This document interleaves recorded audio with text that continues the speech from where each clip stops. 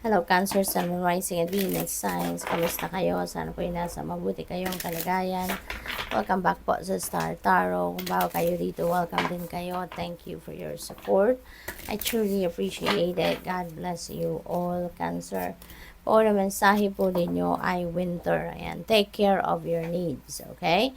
So, paalala ito sa iyo, Cancer, kasi siguro you are busy taking care of other people's needs, pero nanineglect mo siguro yung sarili mong pangangailangan. Okay? Kaya this is a challenge para sa'yo. Okay? I-manage ninyo ng maayos yung oras ninyo, mag-time management kayo, set your priorities, set your boundaries, yung mga ganon. Alagaan mo ang inyong sarili. Alright? Alagaan mo ang inyong sarili, ang inyong mga pangangailangan. What else? We have Water Guardian, connect with your emotions. Okay? Connect with your emotions. Maaring ang iba sa inyo dito, baka sinosuppress ninyo yung inyong mga emosyon, baka sinosuppress ninyo yung inyong nararamdaman. Okay? You need to tawag dito, to honor, no, your emotions, kasi ano yan parte yan ng sarili mo, no, ikaw yan, nararamdaman mo yan, kaya mag-connect ka sa mga nararamdaman mo at wag mong itatago, wag mong isusuppress yan, because that's you, that's part of you, no, that's part of yourself. So what else? Spring, yan, see your seeds grow. Okay? So, siguro sa ngayon, now is the time that you're going to cultivate, no? Kung ano man yung inyong itinanim, kung ano man yung inyong sinimulan, no? You're going to cultivate that, nurture that. Yan ang panahon para alagaan mo din kung ano yung, hindi lang yung sarili mo pangangailangan, pati rin yung mga sinimulan ninyong ventures, 'di ba? So, kailangan mo din na bantayan yan. Kailangan mo din na alagaan yan kasi pinaghihirapan mo din yan, 'di ba? Hindi pwedeng may sinimulan ka kunyari na venture tapos maghihintay ka na lang, 'di ba? Na magtagumpay ka diyan without even taking any effort anymore, 'di ba? So wala namang gano'n, walang instant, kaya kailangan na aalagaan mo pa rin, no? I-nurture mo pa rin, i-cultivate mo pa rin ang kung ano man yung tinanim nyo na, 'di ba? Kasi hindi naman yan mag-grow, hindi yan magpo-prosper mag-isa, 'di ba? Kailangan may effort kang gagawin. So what else? We have mountains. Stand your ground. Okay? Stand your ground. Wag mong hahayaan, kumbaga, no, na people are going to step on your toes, 'di ba? Wag mong hahayaan na apak-apakan ka na ibang tao o kaya maging sunod-sunuran ka lang sa kanila.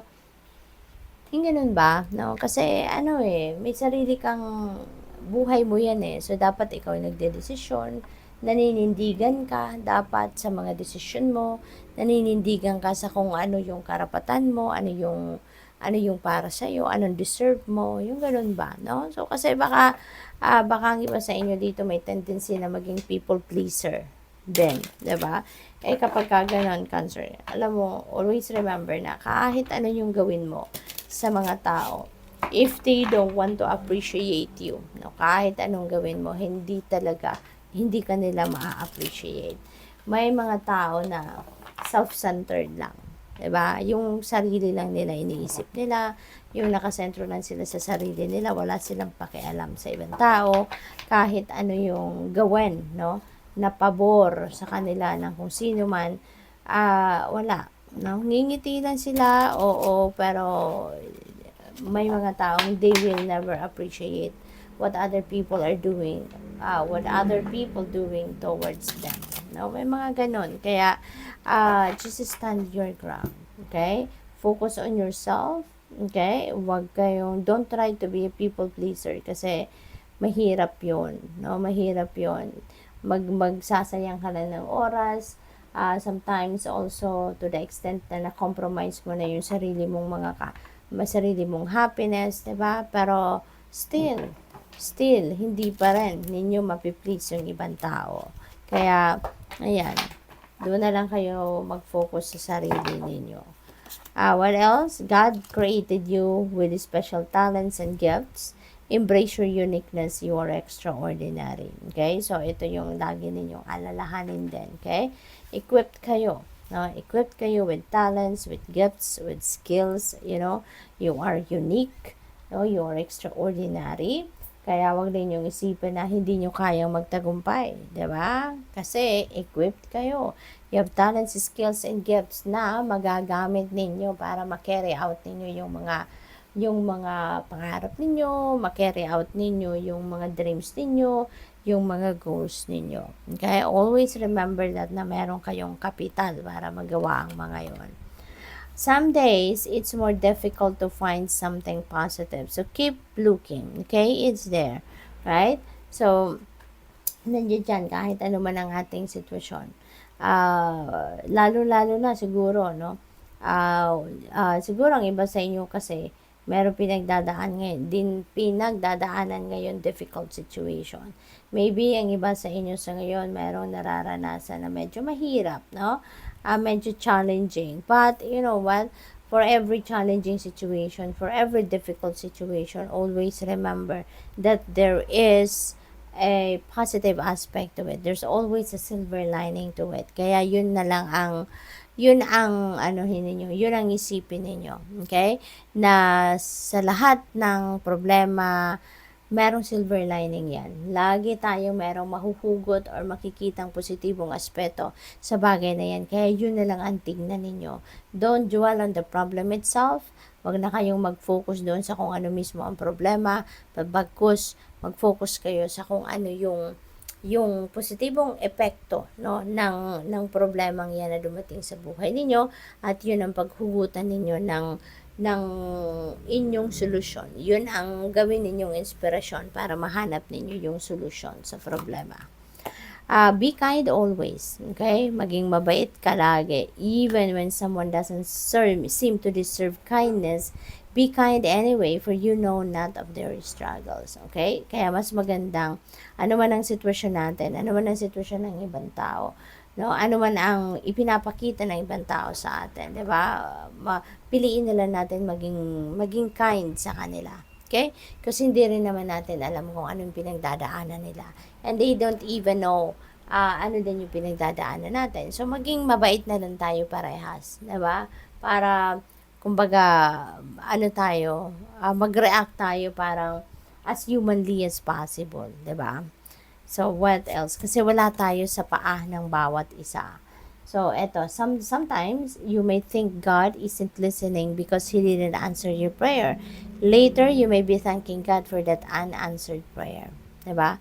Kasi, totoo yun, no? Totoo yun. Cancer, nangyayari talaga yun. And maybe you will realize that, no, siguro meron din mga pangyayari sa buhay ninyo na, may isip ninyong ganito, na may mga sitwasyon na dinideny sa atin ng divine universe, no? Kaya akala natin hindi pinapakinggan yung dasal natin, pero yun pala hindi binigay sa atin, no? Kasi pinoprotektahan tayo, 'di ba, ng Panginoon, no? God is protecting us to be in that situation na sana'y gusto natin mangyari. Kasi hindi yun ang para sa atin, hindi yun ang makakabuti para sa atin, hindi yun ang magdadala ng positibong vibe or epekto sa buhay natin, 'di ba? Kaya minsan siguro ngayon may ganong sitwasyon, no, na ipagpapasalamat mo na sa buti na lang, 'di ba? Buti na lang hindi nangyari 'yon. Buti na lang hindi ako napunta doon. 'Di ba? Siguro may mga ganong sitwasyon sa ngayon, no? Kaya marirealize ninyo na buti na lang hindi sinagot ng Panginoon yung dasal ninyo at some point, 'di ba? Kasi yung pala hindi pala maganda ang mga pangyayari doon, no? So good luck. Thank you for watching. Love and light. Namaste.